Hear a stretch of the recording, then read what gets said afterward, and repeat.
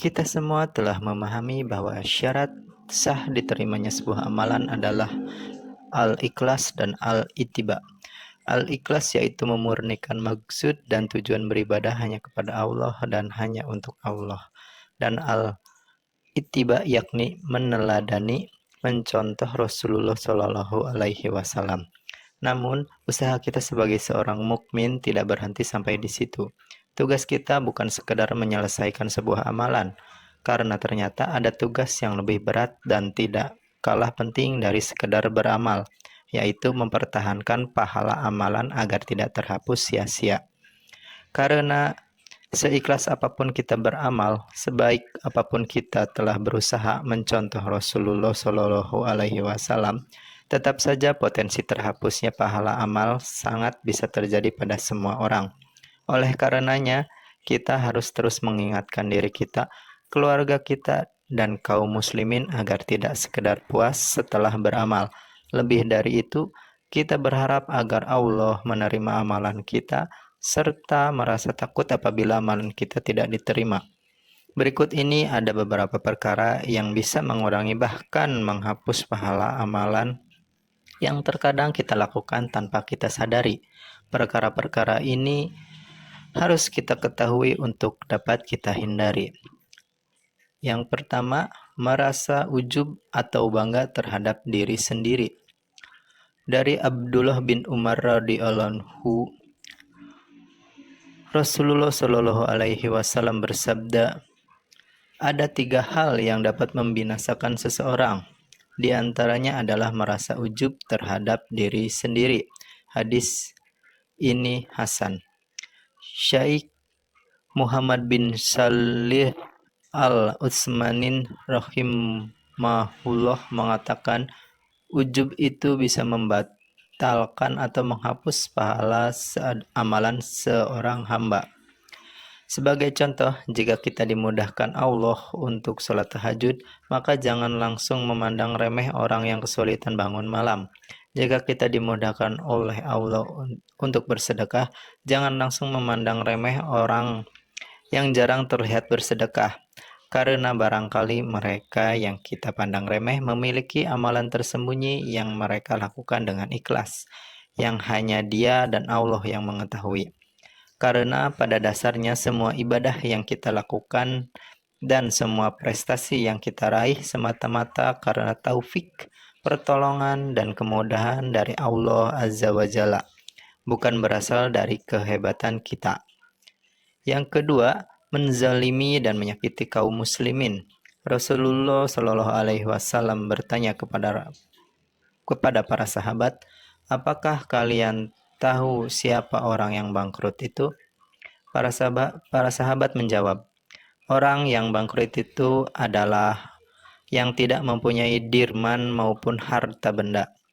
Tetapi Nabi Shallallahu Alaihi Wasallam berkata, orang yang bangkrut dari umatku ialah orang yang datang pada hari kiamat membawa pahala sholat, puasa, dan zakat, namun ketika di dunia dia suka mencaci maki dan salah menuduh orang lain, maka harta orang lain, menumpahkan darah dan memukul orang lain tanpa hak, maka orang-orang terzalimi itu akan diberi pahala dari kebaikan-kebaikan pelaku zalim. Jika telah habis kebaikan-kebaikannya, maka dosa-dosa mereka akan ditimpakan kepadanya. Kemudian dia akan dilemparkan ke dalam neraka. Hadis riwayat Muslim. Yang ketiga, bermaksiat dikala sendiri. Dari Sauban radhiyallahu anhu, Nabi Shallallahu Alaihi Wasallam bersabda, sungguh saya telah mengetahui bahwa ada suatu kaum dari umatku yang datang pada hari kiamat dengan membawa kebaikan sebesar gunung Tihamah yang putih. Lantas Allah menjadikannya sia-sia, tidak tersisa sedikit pun. Saubah berkata, wahai Rasulullah, sebutkanlah ciri-ciri mereka kepada kami dan jelaskanlah tentang mereka kepada kami, supaya kami tidak menjadi seperti mereka, sementara kami tidak mengetahuinya. Beliau bersabda, sesungguhnya mereka adalah saudara-saudara kalian dan dari golongan kalian mereka sholat malam sebagaimana kalian mengerjakannya, tetapi mereka adalah kaum yang jika menyepi tidak ada orang lain yang melihatnya dengan apa-apa yang diharamkan Allah, maka mereka terus segera melanggarnya. Hadis riwayat Ibnu Majah dan disalihkan oleh Al-Albani. Yang keempat, menyebut-nyebut sedekah sampai menyakiti hati orang yang diberi sedekah. Allah Ta'ala berfirman dalam surat Al-Baqarah ayat 264, wahai orang-orang yang beriman, janganlah kamu merusak sedekahmu dengan menyebut-nyebutnya dan menyakiti perasaan penerima, seperti orang yang menginfakkan hartanya karena riya atau pamer kepada manusia dan dia tidak beriman kepada Allah dan hari akhir. Saking pentingnya menjaga perasaan orang lain yang menerima sedekah kita, sampai-sampai Islam memberikan keutamaan lebih bagi orang yang bersedekah secara diam-diam. Dari Abu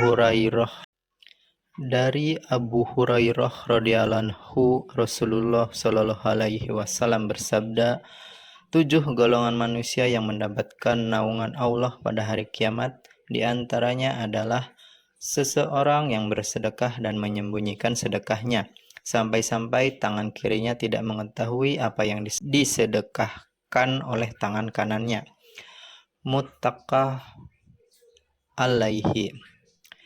Yang kelima, meremehkan seorang mukmin yang berdosa.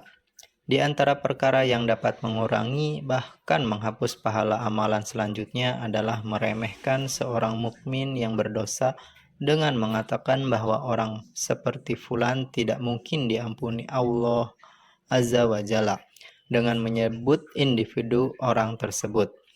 Dari Jundub bin Abdillah al-Bajali bahwa Rasulullah Shallallahu alaihi wasallam bercerita, pada suatu ketika ada seseorang yang berkata, demi Allah, sesungguhnya Allah tidak akan mengampuni si fulan.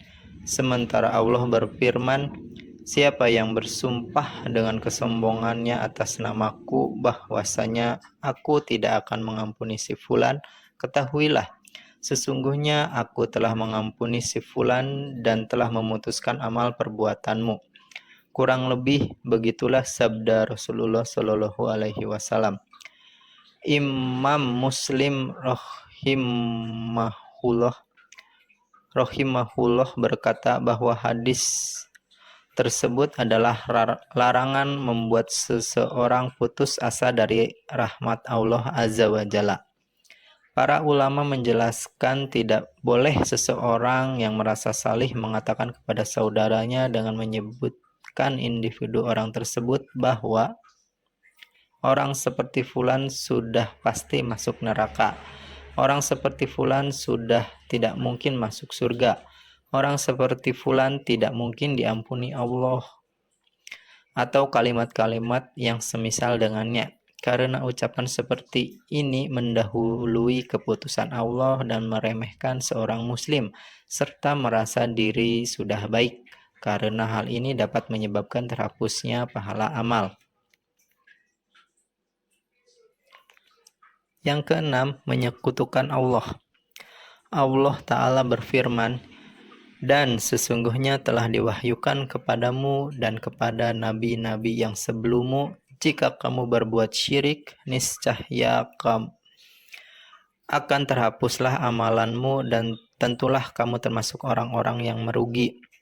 Quran Surat Az-Zumar ayat 65.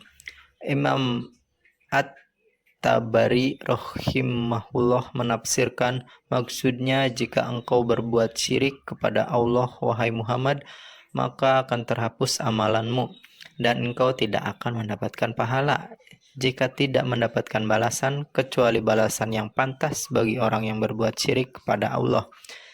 Tafsir At-Tabari.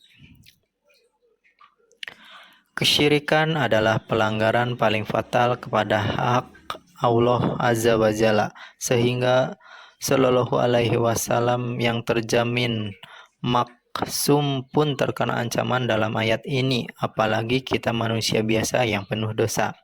Barangkali kita telah terhindar dari syirik besar, namun siapa yang menjamin kita bisa mengobati syirik-syirik kecil dari dalam hati kita? Syirik-syirik kecil yang apabila dibiarkan akan berpotensi menjadi syirik besar.